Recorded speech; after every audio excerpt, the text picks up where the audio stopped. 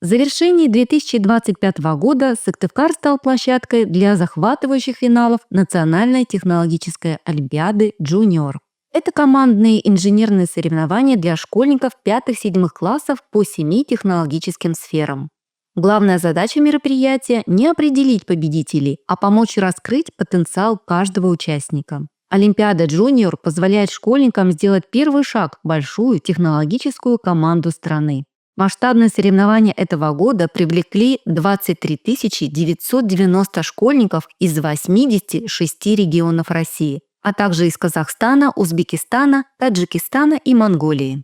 Среди участников особо отличились учащиеся гимназии номер 2, которые продемонстрировали блестящие результаты на Олимпиаде, подтвердив высокий уровень подготовки и конкурентоспособность. Команда «Позывной Высота» в составе Дмитрия Свеженцева, Никиты Ярандаева, Александра Мерцалова стала победителем направления «Технологии и виртуальная реальность».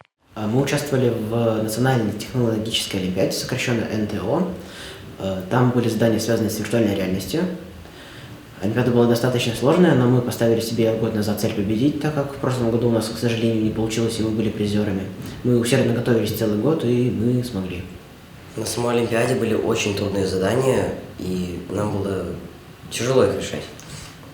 Мы их распределили сначала таким образом, что сначала мы прочитали все задания, поняли, какие решать проще, решили их, и уже потом решали сложные. Ребята не только завоевали высокое звание лидеров в области инновационных технологий и цифровых миров, но и получили приятные призы. Гордость за себя, гордость за нас от родителей, ну и небольшие подарочки от самих организаторов Олимпиады, конечно же. Это была толстовка и шопер. Триумф гимназистов открыл им двери на слет Национальной технологической олимпиады «Джуниор». Мероприятие проходило в городе Долгопрудной Московской области, где в течение 4 дней с ребятами работали лучшие профессионалы страны в области программирования виртуальной реальности. Интинские школьники получили возможность расширить свои знания и обрести дополнительный стимул для дальнейшего развития в сфере технологий. Гимназисты не останавливаются на достигнутом и продолжают двигаться вперед, ставя перед собой новые амбициозные цели. В дальнейшем, конечно же, победить на России и переходить к более сложным программам программирования и тоже побеждать там. Чтобы добиться высоких результатов на столь престижных олимпиадах, необходимы самоотверженный труд ребят, вовлеченность их семей и поддержка на уровне города и республики.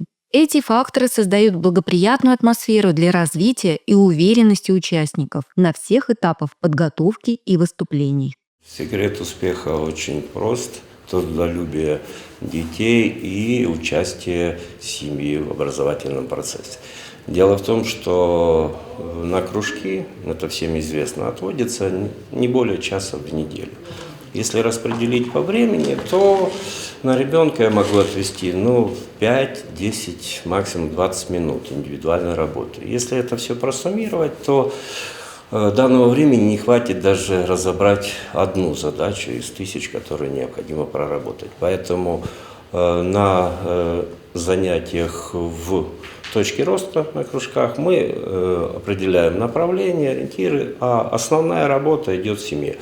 Благодаря поддержке родителям, то, что они интересуются, обеспечили рабочее место, у нас работа ведется, можно так сказать, 24/7. Сегодня стране нужны, как воздух, специалисты, которые работают в новых направлениях, новые технологии. И сейчас у ребят появился шанс быть впереди, то есть развивать эти технологии. И как показала практика, а ребята работают с 5 класса, они могут достигать результатов. Из нескольких тысяч участников выбирали всего лишь навсего 6 команд. 6 команд на нашу страну, это, понимаете, очень мало. И у нас конкуренты Санкт-Петербург, Москва, Казань и так далее, Дальний Восток. Но ребятам удалось попасть по результатам в 6. У нас 4-й результат. Поэтому 6 первых мест на России, одно из них наше. Должен сказать, что организация данной Олимпиады, она под кураторством правительства идет, на сайте президента Российской Федерации. Организованы обучение бесплатное. В течение года ведутся консультации, и ребята могут задавать любые вопросы. Им отвечают профессионалы в любое время. Даже были попытки у ребят и в час ночи, что нарушением является, но ответ приходил очень быстро. На следующий день они получали конкретный ответ от ведущих специалистов. Также для них проходило обучение. Они прошли обучение бесплатно на платформе Stepik. Это фантастическая возможность для молодежи проходить.